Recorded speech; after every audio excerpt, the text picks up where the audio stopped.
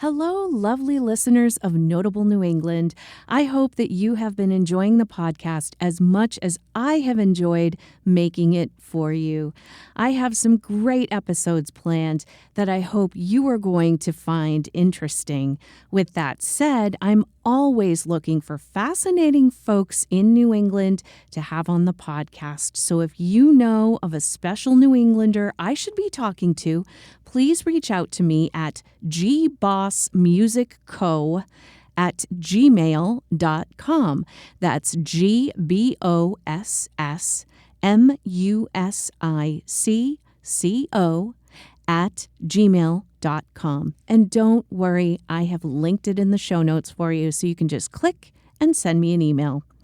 I want to be sure to bring you content that you find engaging and entertaining. So if you know of a New Englander who might be a great guest with a unique story, please do send them my way. My email is in the show notes, as I mentioned, and the social media channels for Notable New England are also there, so you can reach out whichever way that you feel most comfortable. I look forward to hearing from you. On today's episode of Notable New England, I'm talking to Chris Maden, who is the president of the Portsmouth Maritime Folk Festival. Chris is going to tell us about this amazing festival, which is modeled after sea shanty festivals common in Great Britain and Ireland. He shares what exactly a sea shanty is, the history behind these songs, and information on the festival so that you can go and sing along if you want, and learn about New England maritime culture on your visit. Stay tuned.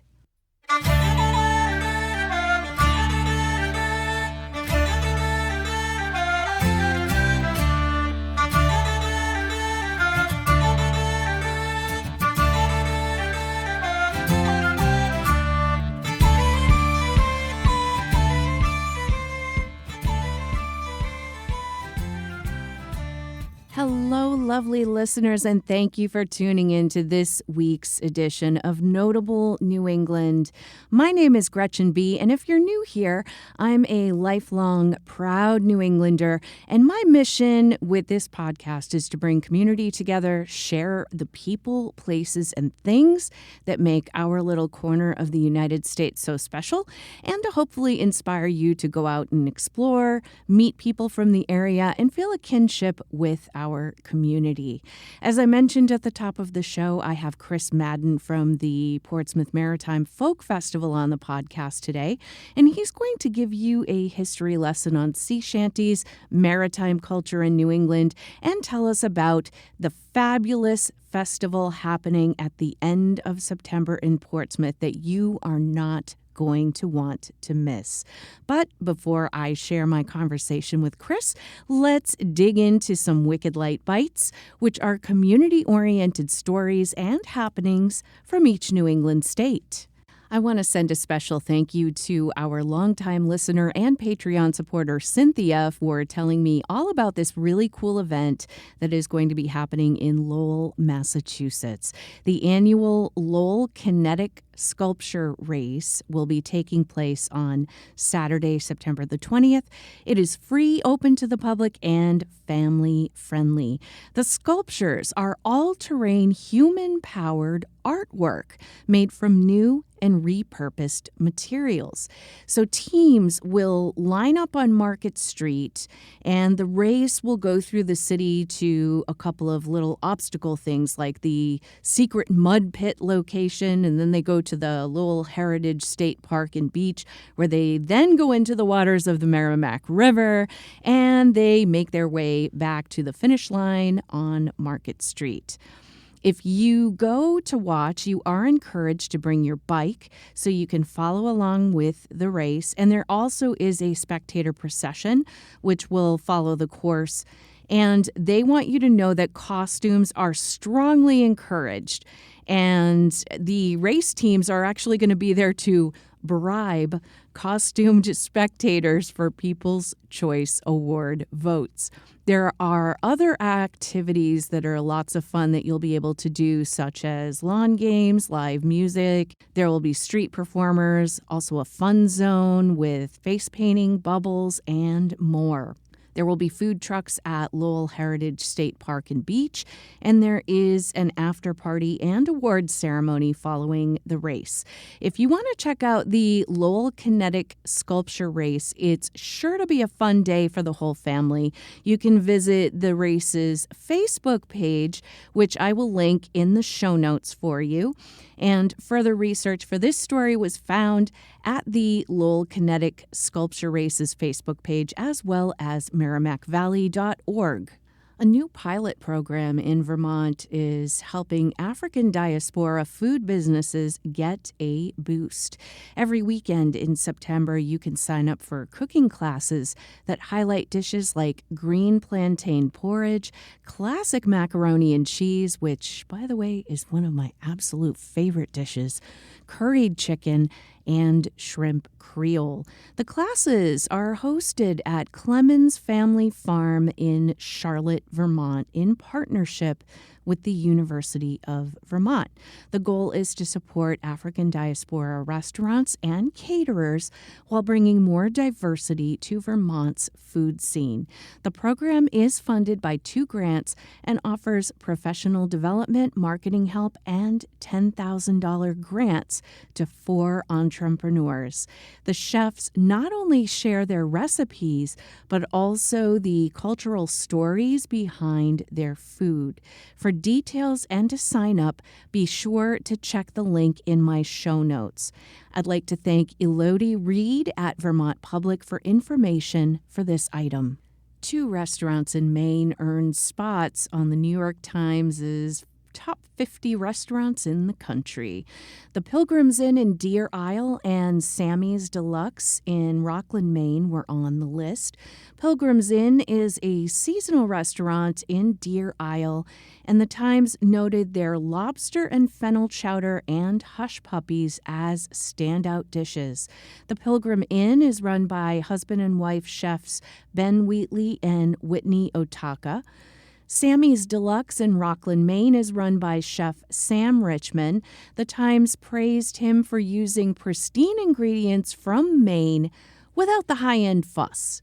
They called the restaurant a charming, no-frills place and noted their use of empty ketchup tins as wine chillers as an interesting little kitschy item. Thank you to WGME's staff for information for this item. Calling all kids and adults with fanciful imaginations. You are not going to want to miss Portsmouth, New Hampshire's Fairy House tours the weekend of September 20th through 21st. Events include fairy-inspired dance and theater performances, as well as educational demonstrations. You'll also get to tour more than 250 fairy houses that were made by professionals, community members, and students. There will also be a fairy photo booth to take fun pictures at, and there will be face painting as well. The Fairy House tours take place rain or shine, and if you'd like more information, you can visit portsmouthfairyhousetour.com. Information for this item was provided by the event listings at New Hampshire Magazine.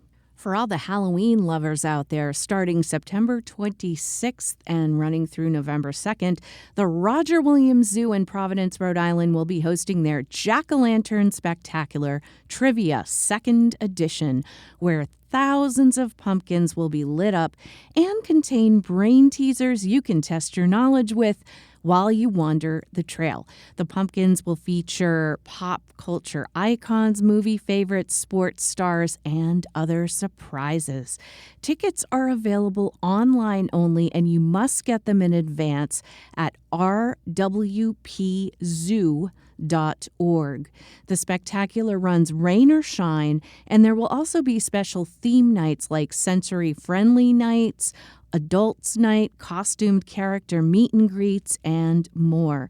Proceeds from the ticket sales will go toward the zoo's animal care education programs and conservation efforts.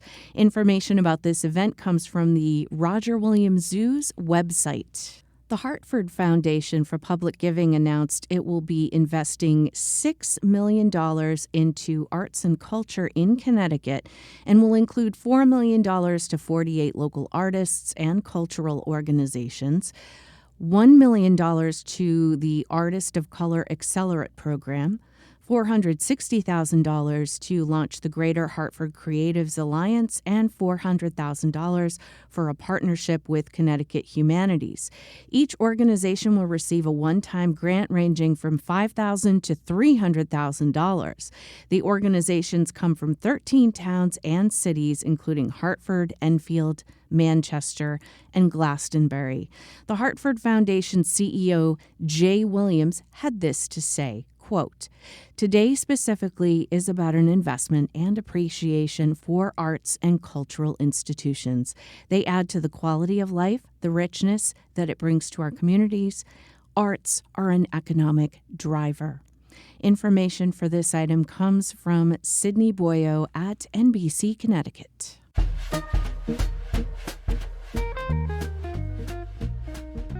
Up after the break, I'll be joined by Chris Maden from the Portsmouth Maritime Folk Festival to talk sea shanties, maritime culture, and the amazing festival coming up the last weekend in September.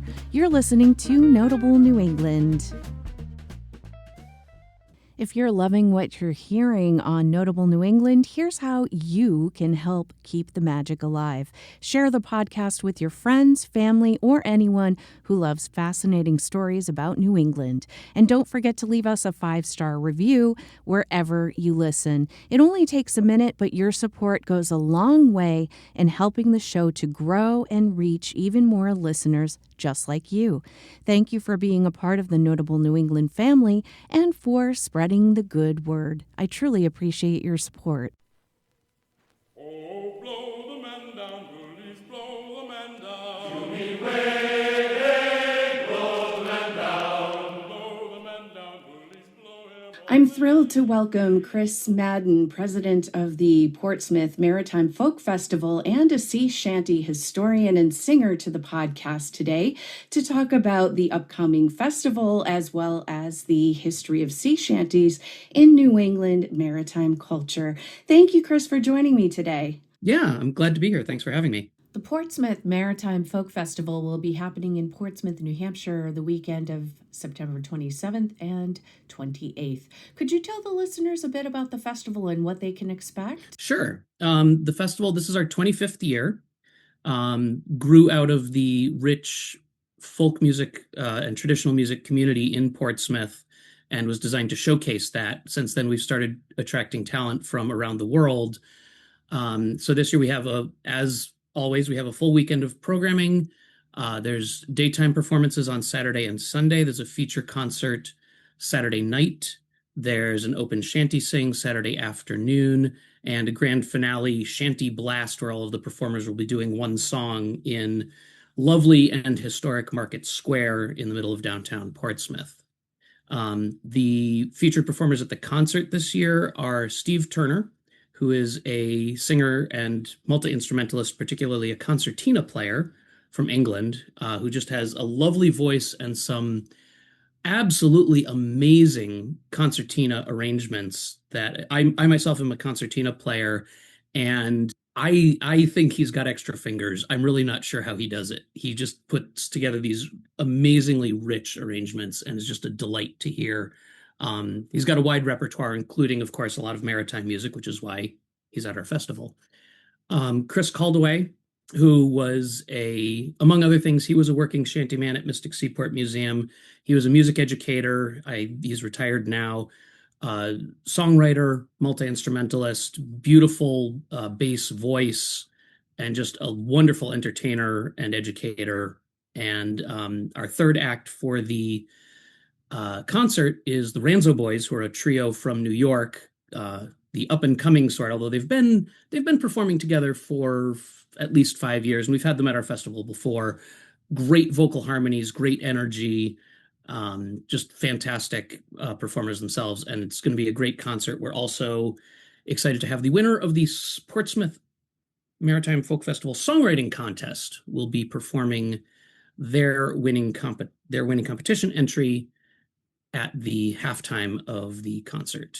It sounds like it's going to be a wonderful festival. And anecdotally, I was recently in Ireland with one of your volunteers. And while we were there, we went to a sea shanty festival in Ross's Point. From what I was reading on your website, the Portsmouth Maritime Folk Festival is modeled after the sea shanty festivals like the one I went to that are common in Great Britain and Ireland. Could you tell us more about that? Yes, that's correct. Before the Portsmouth Festival got started, the big event on the East Coast was the Sea Music Festival at Mystic Seaport, which was amazing. It has now ended. It has been succeeded by the Connecticut Sea Music Festival, and I'll come back to that in just a minute. The Sea Music Festival at Mystic was a fantastic event, but it was on the museum grounds. You had to buy admission to get in, and once you were there, you were in this enclosed space. You were on the museum grounds. You were isolated. Whereas those British festivals broadly British, including Ireland, those festivals tend to be in and around the community with events in pubs and on the town green and things like that. Jeff Warner and Peter Contrastano, our founders, were looking to recreate that. So over the years, we've been in a variety of locations in and around downtown Portsmouth, pubs, theaters, cafes, historic houses, town spaces, or city spaces, I should say. What's really gratifying to me, not that I'm responsible for that origin, but what's really gratifying to me is that when the Mystic Seaport ended the festival there, the organizers started the Connecticut Sea Music Festival in Essex, Connecticut, and they modeled part of their festival about what they had seen and loved in Portsmouth. And so that's been really nice. So their festival is now in and around downtown Essex, Connecticut in a very similar manner. And our founders, I think, get some of the credit for that.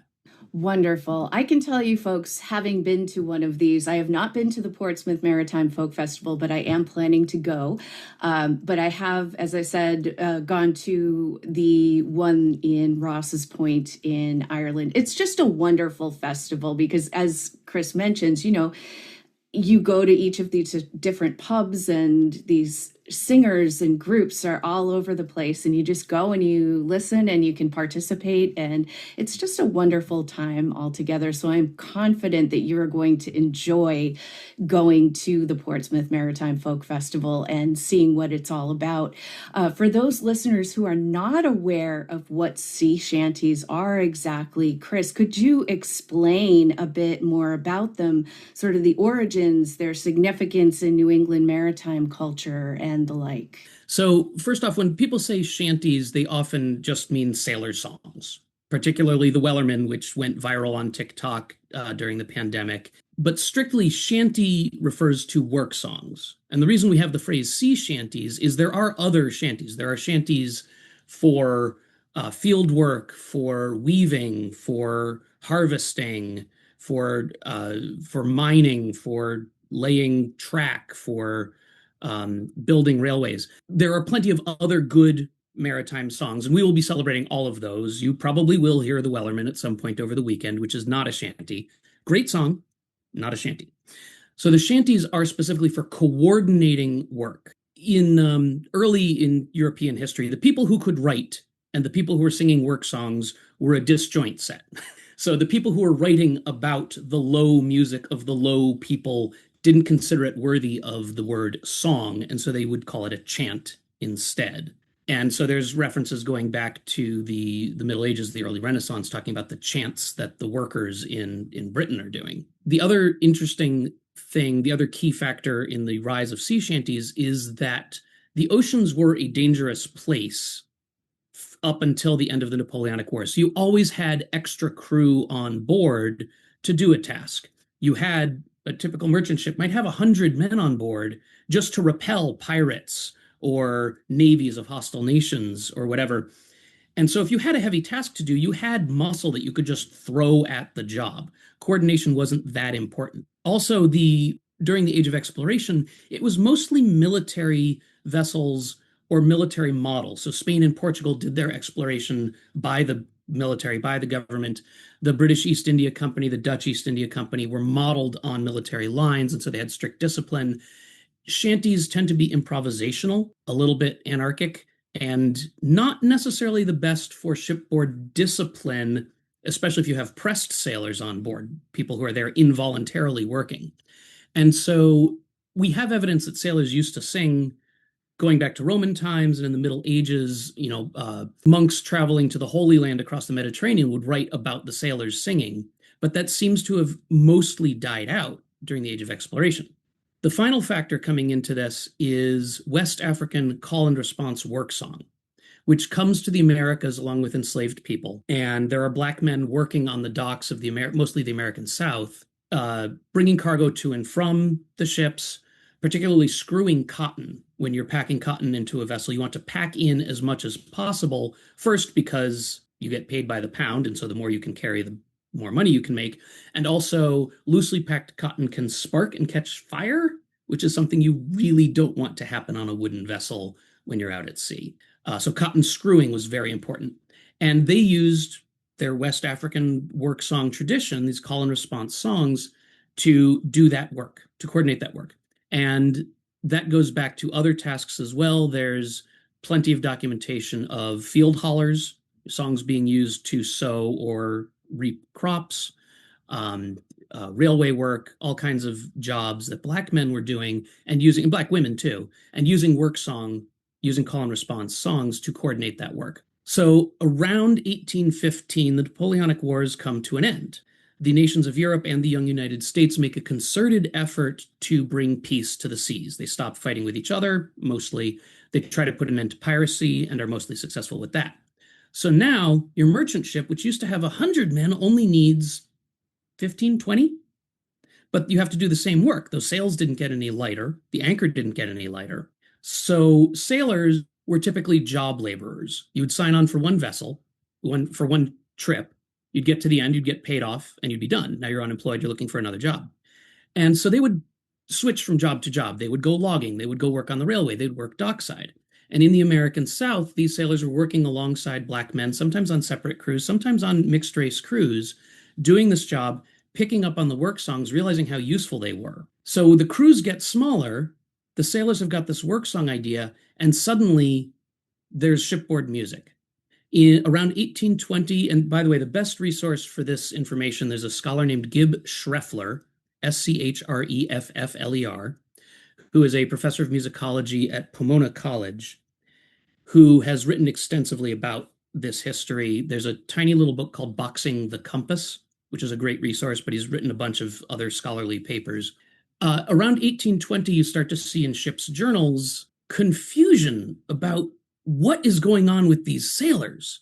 They start working and they start singing, and it is universally language like barbaric, weird, otherworldly. It's very othering language, because what they're saying is that these are African songs. These are not songs that we are used to hearing, Afro-Caribbean or Afro-American, but it's got harmonic structures and rhythmic structures that sound alien and weird to the literate white people who are writing about it. By 1830, it's a cliche that a sailor cannot touch a line without singing out. So sometime in those 10 years, there's this shift between this new and weird practice of chantying, and by 1830, it's completely commonplace. And the term chanty is probably a back formation. When people are writing about cotton screwing, there'd be a gang of 4 men on the screw, and the 5th man, the foreman, who gets paid more but doesn't touch the screw, is leading the song to coordinate the work. And the chant that he is leading, he is then called the chanty man, because he's the one doing the chanting. And then chanty seems to be a reverse formation, probably with a folk etymology about French chantey, and also the fact that this was the Gulf Coast, there was some French Creole speech going on, so maybe they did say it that way. Who knows? So that's where we get the word chanty from. And it's this combination of the West African call and response work song tradition then getting infused with songs from all over the place. One of the songs attested that the Black men were using as cotton screwing is a song called Highland Laddie, which is a Scottish pipe tune that then became a ballad about a soldier who goes off to fight in the Jacobite Wars. Was you ever in Boston town, bonny laddie, Highland laddie, where the ships sail up and down, bonny Highland laddie? So you can hear the call and response there, but it's very much a European tune, a Scottish tune.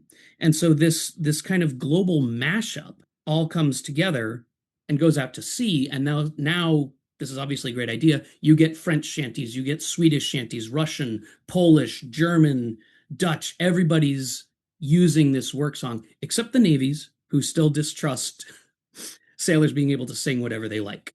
So there's the capsule history of shanties. Thank you for that. That's so interesting. And I see a lot of parallels also with, of course, these field hollers, et cetera, with American blues music, of course. So, the connection there. And just to mention, you were a shantyman, a working shantyman at the Mystic Seaport Museum. Could you tell us a little bit about your background in singing these sea songs and the history, working at the Mystic Seaport Museum and sort of what you had to do? Yeah, absolutely. So aside from the work songs, they've become recreational songs now, obviously, because there's not many sailing ships around. These songs are great to sing with other people. And I've been singing my whole life, just, either for fun or in choruses or whatever. And it wasn't until I was about 30, some friends of mine who were younger but went to the same school I did, started an a cappella group as undergraduates called R, which is still around I love that. 25 years later. I went to an alumni event, and this group of undergraduates goes off into a stairwell and starts going, "It's all for me grog, me jolly, jolly grog. It's all gone for beer and tobacco." And I just had this moment of, what is that? I need that in my life. I had enjoyed spontaneous singing with other people and extemporizing harmonies and things like that.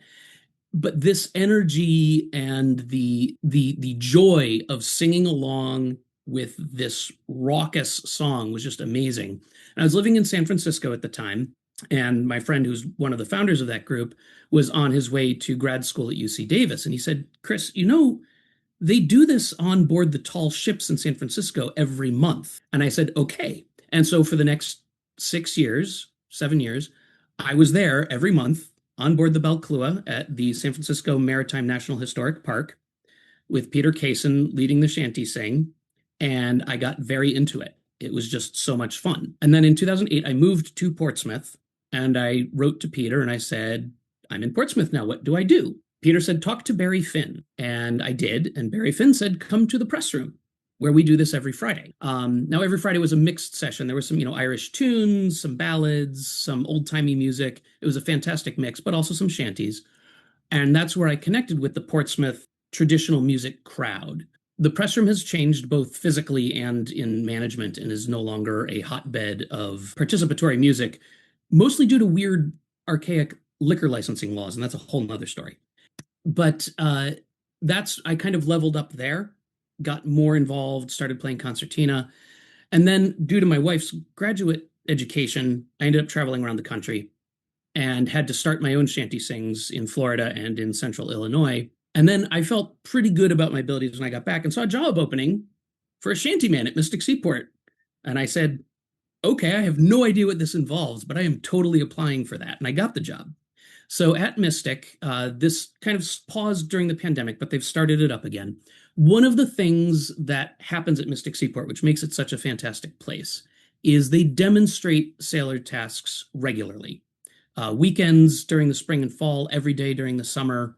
They will set the sails, they will furl the sails, they'll drop an anchor and raise an anchor, they'll do a dory fishing demo, as the Gloucester fishermen would have done on the Grand Banks. They'll get out in the whaleboat, they'll paddle around and talk about the whale hunt. This often starts with pretending to sight a whale, lowering the whaleboat, talking about the hunt, and then raising the whaleboat back up. And a lot of these tasks involve shanties, and it is the role of the shantyman, regardless of gender, on that shift to lead most of the songs, to coordinate that work. They do it in the historic way. And that program has been running since the late 70s, thanks to the vision of Stuart Frank, who was the director of the museum at the time and started the working shanty program. And it's fantastic. So you get to climb the rigging, you get to haul the sails up, not too many because the ship is at dock, and having wind on a docked ship is not really good for it. But it's fantastic. You get to do everything except be out at sea while the mast is, heeled over at 20 degrees and you're looking down at the water. But it's a fantastic experience, and it really changed my perception. Up till then, I knew that the shanties were work songs. I knew I had gotten to know what many of the songs were for. This is a halyard shanty, this is a capstan shanty, but I hadn't used them. Using them really changes your perception. The rhythm is first and foremost. If you forget the words, you sing a la la la verse and you keep going, because the work is what you're really doing. The song is helping the work, not the other way around. And you have to set the right tempo. If you start off, a capstan is essentially a march. You're walking around in a circle to raise an anchor. And we can get into more detail about that if you want.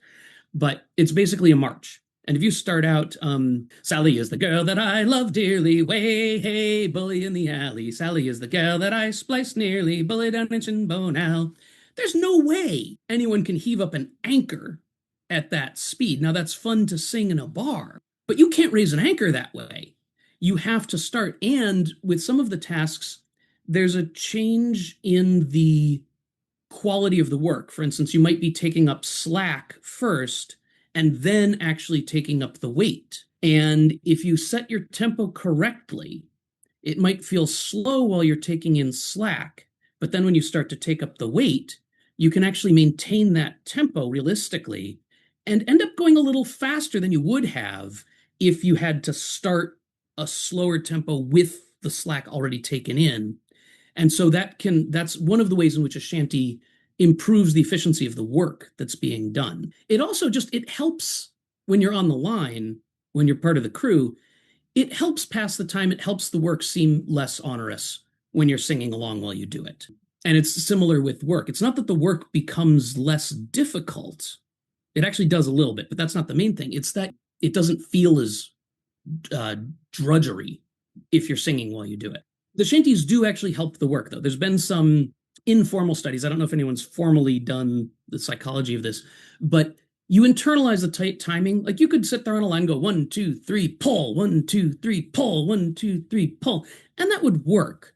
But you internalize the rhythm a little differently when there's, poor old Reuben Ranzo, Ranzo me boys, Ranzo, oh, poor old Reuben Ranzo, Ranzo me boys, Ranzo. It's easier to internalize the rhythm and predict when your turn is coming up when it's a song. And Chris Caldaway, one of our performers that I mentioned, made a really good point to me, which is that in heavy weather, if the shantyman is leading a song that you know, even a little bit, even if you can't hear him, you know what song he's doing, you know how it goes, you know when to pull, even if you can't hear the prompt. And that's a powerful aspect that I hadn't really even thought of. So when you're doing something like pulling on a line, if everybody is pulling truly at the same instant, it can become a very easy pull. If you're all pulling within a half second of each other, yeah, it works, but it feels heavier, especially for the people who are pulling first. And it's awkward for the people who are pulling late because they're just like moving slack around, and it actually can mess up your rhythm that way, even though you might think you're getting away with not doing the work. Yeah, to your point, I can see how it might be a bit of a morale booster of a sort, for lack of a better term. Not that it makes the journey wonderful at all, but, at least it helps to kind of keep you on task and maybe feel a little less monotonous or toiling, even though it is very toiling. I picture the whaling ships in New England and learning about the history and how dangerous and horrible those voyages sounded. And I could see how songs like this might have helped with the work, as well as to maybe pass the time. And Melville writes a little bit about that, specifically about whaling. In Moby Dick, he talks a little bit about the shanties in that. And John Dana, I think I have the name right, 2 years before the mast, a Harvard man who went out and slummed as a sailor for 2 years and then wrote about it, which actually sparked a whole bunch of other memoirs from real sailors who were like, 2 years? So there's a bunch of similar books from people with even more experience. And they all talk about the importance of the work songs, about the importance of the shanties for the work, and that a good shantyman is worth an extra 3 men on the line, things like that. So yeah, it helps with morale. Even if you hate your job, at least you get to have a little bit of a break of sorts, and you're all in this together. And singing actually helps.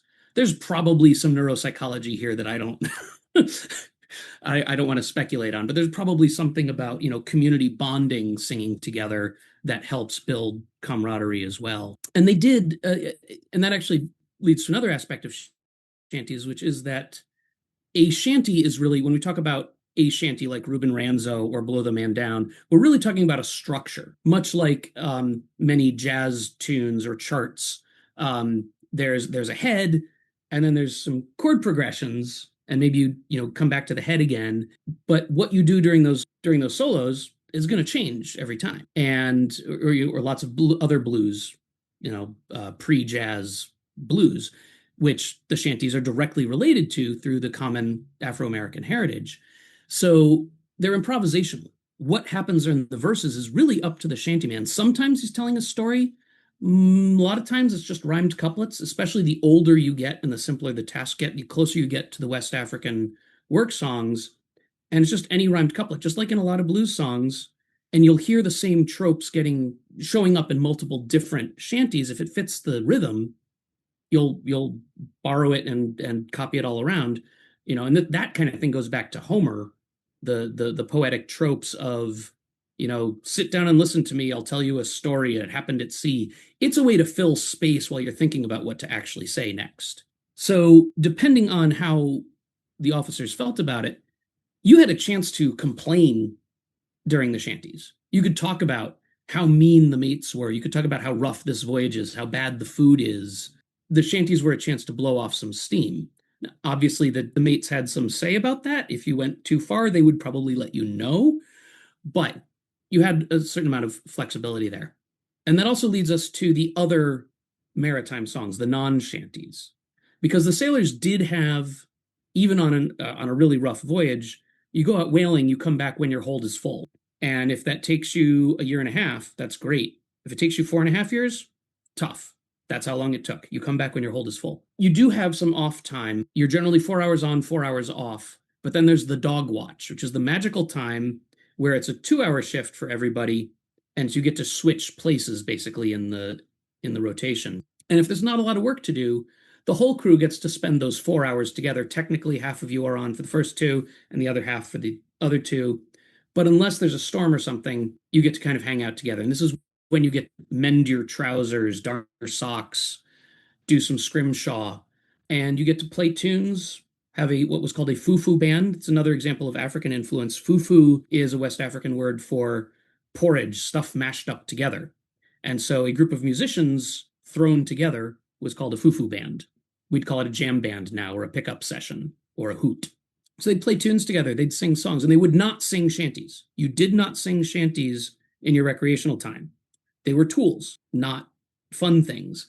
Also, you might remind the mate about work by singing shanties, and the mate might think, oh, you want more work? I can find you more work. So there you get the ballads, and sometimes it would just be a funny song they heard at the music hall the last time they were ashore, something like Daisy Nell, not necessarily a song about sailing. But there were also plenty of maritime-related songs, laments, like Wings of Agony, which is about a North Atlantic whaling voyage.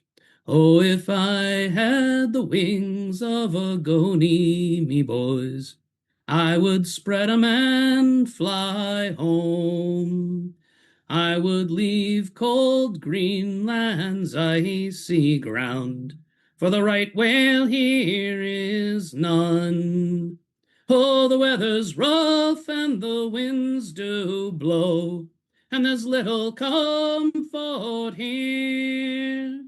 Sure, I'd rather be snug in a New Bedford pub, drinking of strong beer.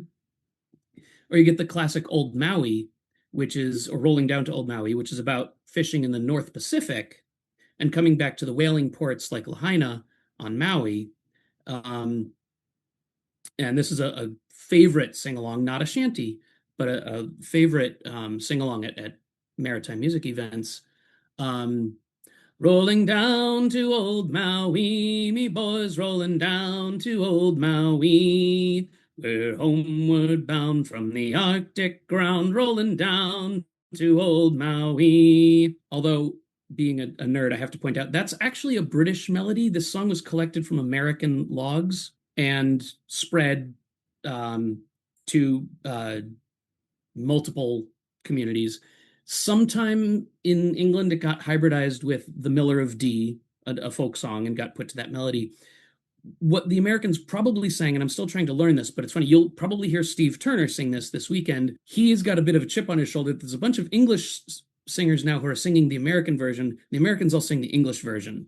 Ample share of toil and care we wellermen undergo, and we won't give a damn when the gale is done, how hard the winds did blow. For we're homeward bound from the Arctic ground, good ship taut and free, and we won't give a damn when we drink our rum with the girls of old Maui. It's a jaunty major key tune, and I'm sure I've got the words wrong because, like I said, I'm still working on that. But it's a jaunty major tune, not this dolorous minor key lament from the Miller of Dee, which is actually itself takes the melody from a Welsh hymn, I think. But anyway, so one of the things I find fascinating as a nerd is where all of these songs come from, tracing the lineage, the hybridizations that happen, the mutations that happen.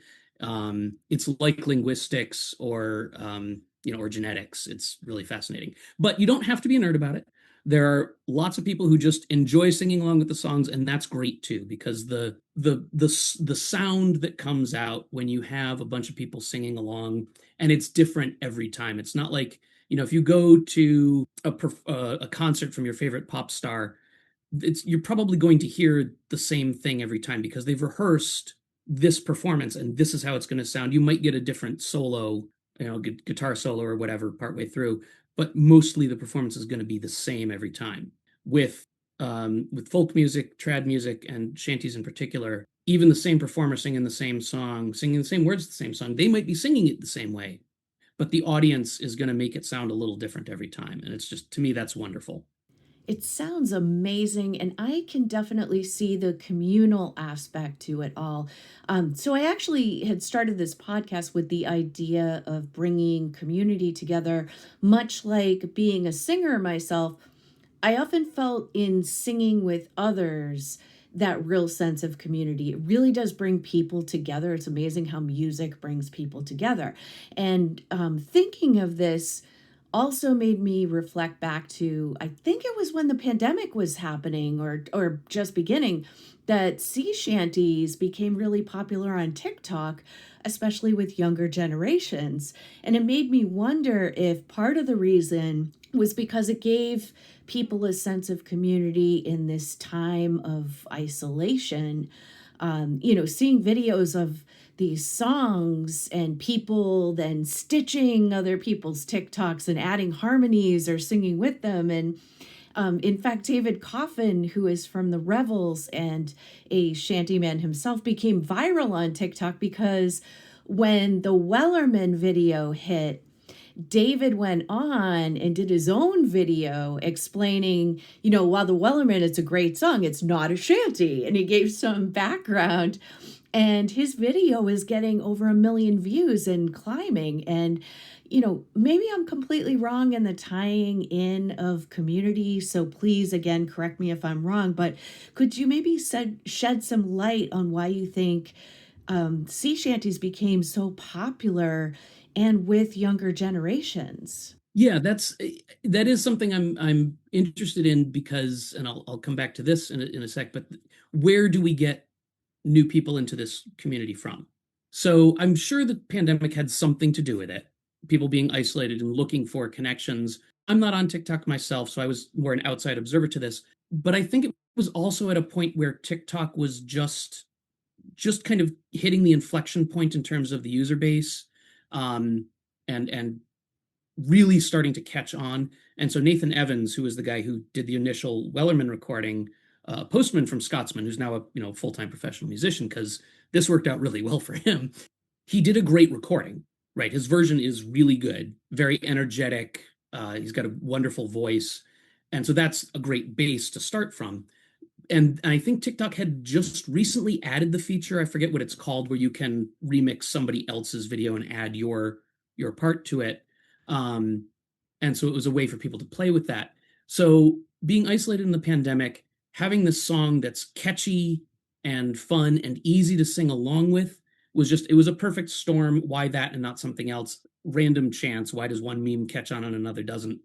But once it hits critical mass, then it snowballs, right? And so he managed to be there at the right time with a great recording, hit that sweet spot, and then it snowballed. It was insane. So we started doing online shanty sings when the pandemic hit, and we started out, people were desperate for this. Every regular shanty sing in the world, every folk song sing had started a virtual version. We were among those, and you'd see a lot of the same people. It was great. We actually built an international community that we still have, which we're really excited about. One of our performers this year, Lynn Phipps, is from Scotland, and we got to know her through these virtual sings.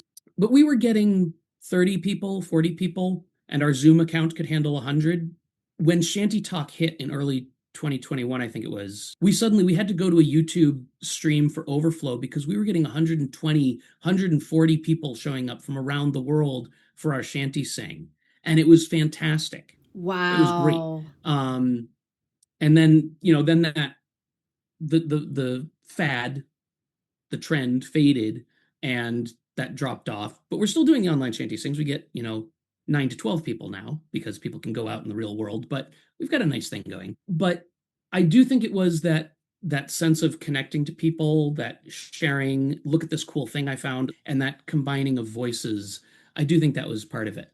And there's been a bunch of waves of people getting interested in shanties, and like a real wave, it brings a lot of people in and then rolls back out, but leaves a few behind with each surge. And it's really interesting to see where these people come from. There was at the Connecticut Sea Music Festival, there's an academic symposium associated with it. And there was a paper this year on basically on the sociology of how people get into sea music. The main driver before Shanty Talk was a video game called Assassin's Creed 4 Black Flag, which, and I'm not much of a gamer, but it's part of an adventure series. And in this version, you're basically playing a pirate. But one of the interesting side quests in the game is you can go off on these side quests where you collect a shanty. And apparently some of these quests are very difficult, but you go off on the side quest, you collect a shanty, and it's not just ding, you get a point for doing it. Each of the shanties improves your crew's skills in some way. So this one makes your ship sail faster. This one makes you more accurate gunners, etc. So, there's not really necessarily a historically correct correlation there, but the idea that shanties make you better at your work is embedded in the game. And the recordings that they used for the shanties are actually really good. And so this got a whole raft of younger people who hadn't been exposed to shanties before, interested. And so there was a surge from that. Before that, it was the Pirates of the Caribbean thing. That's kind of how I came in. The pirates, yar! What fun. Let's sing drinking songs at sea. This is great. Yo ho ho, a bottle of rum. And with each of these waves, a bunch of people come in, and then a lot of them leave, but some of them stick around. And that's what keeps the community growing. And it's really interesting to see. There's a band called Great Big Sea that was very popular in certain circles, and that brought a bunch of people in. They're from fishing communities in Newfoundland, and they do a bunch of shanties in their repertoire. They brought a lot of people in. And there are some people who will look down their noses at the new people who are coming in through whatever dubious means, but the people who stick around understand, or come to understand, what the community is about, where the songs are coming from. And I think it's great that each of these waves is bringing people in with new perspectives, because otherwise the stuff dies out. I got interested in this music in my 30s, and I was getting told, oh, it's so great to see young people here. I'm like, really? I'm already starting to go gray in my beard. This is ridiculous. But that counts for young in folk music circles. I'm over 50 now, so I'm no longer one of the young people, but I hope that our listeners will want to come to the Portsmouth Maritime Folk Festival. And to recap, the festival takes place the weekend of September 27th and 28th. And as I recall, the start time is each day at 10 a.m. just correct me if I'm mistaken about that, but could you also let us know your website information or any social media information people can look up? And of course, I will be sure to link all of this in the show notes for our listeners. 10 o'clock Saturday, we're having a little shanty parade. Daytime performances from 11 to 3. Open shanty sing 3 to 5. And a concert at 7 p.m. Sunday, we sleep in a little bit and or go to church. Daytime performances from 1 to 5, and then the grand finale in Market Square at 5 p.m. And I should mention that the festival is completely free. We do accept donations. Thank you in advance. And we are looking for volunteers still to staff various roles in the festival if people are interested. That helps keep the festival free as well. Nearly all the money we raise goes to pay the performers.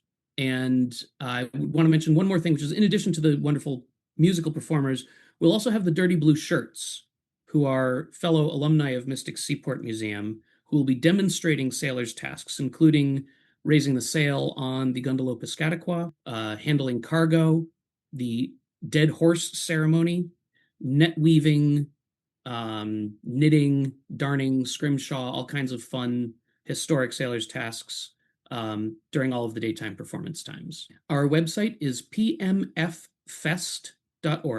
That's pmffest.org. We're on Facebook, pmff.nh.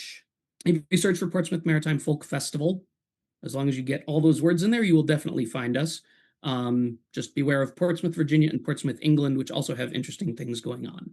Excellent. Again, folks, make sure you get over to the Portsmouth Maritime Folk Festival, September 27th and 28th in Portsmouth, New Hampshire. And actually, before I let you go, Chris, could you fill the listeners in too about some of these pub sings outside of the festival that you've mentioned that happen in New England in case they want to get their dose of sea shanties when the festival does not occur? Yeah, unfortunately, we lost the venue we were using in Portsmouth, but there are other things going on. And the best resource for that, I believe, is bostonsong.sessions.org, which maintains a fairly comprehensive calendar, although I do see there are a few things missing. There's recurring ones in Providence, Somerville, Gloucester. And we're talking about New England, southwestern Connecticut. There's one every Monday night, the legendary one at the Griswold Inn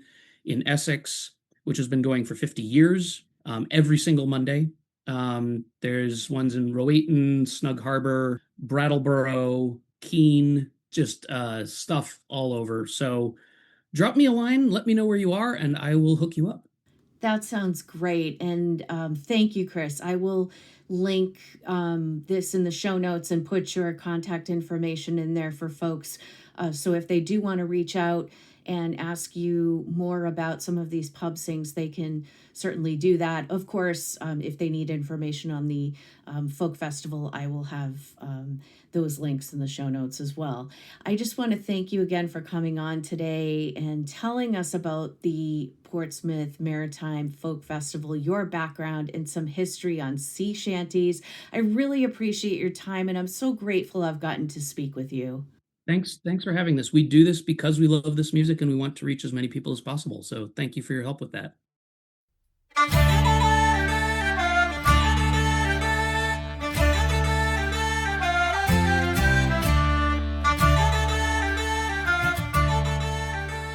I hope you enjoyed my talk with Chris Maden. Thank you again, Chris, for sharing your knowledge with us and telling us all about the Portsmouth Maritime Folk Festival.